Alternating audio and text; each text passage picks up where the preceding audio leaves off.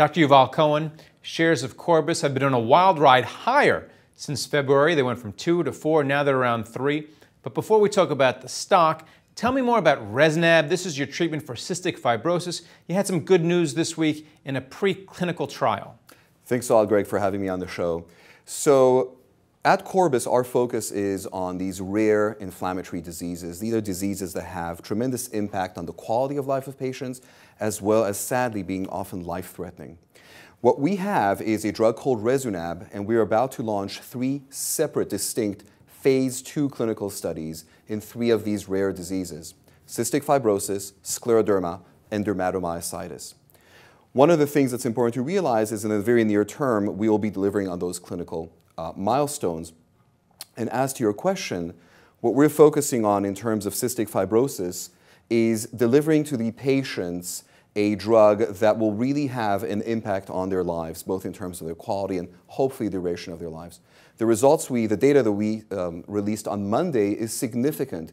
This was the first time that Resunab was tested in a preclinical model that mimics cystic fibrosis or certain aspects of cystic fibrosis. And the results were very surprising in a very positive sense. Not only did the drug not cause any side effects in terms of, for example, immunosuppression or any deleterious effects on these mice, but what we saw was a marked increase in survival rates as well as a decrease in infection rates. How does Resunab compare with what's currently on the market? So several things go wrong in cystic fibrosis patients. Companies such as Vertex and others are focusing on restoring some functionality to what's called the CFTR protein, and that's one aspect of the disease. Other companies focus on reducing bacterial infection in the lungs. We're focusing on a third aspect of the disease, which is really at the core of the disease. It's inflammation and fibrosis. These patients have a hyperactive immune system. It attacks their own body, especially the lungs, and gradually those lungs become scarred or fibrotic. That has a huge impact on their quality of life and sadly shortens their life.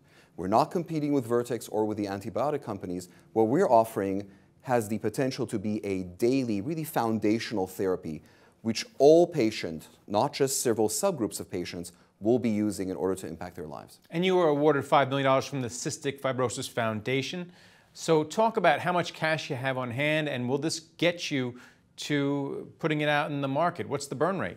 So certainly our cash position at the moment is very favorable. We just raised $10 million last year. We have a $5 million award from the Cystic Fibrosis Foundation.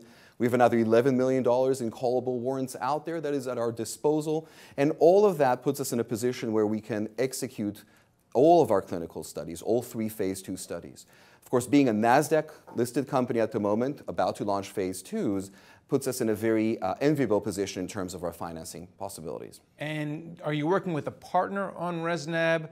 Do you want a partner? Because right now it's a very hot market, especially for companies that are coming up with cures for rare diseases. The M&A battles and what's going on in biotech, they've been phenomenal this year.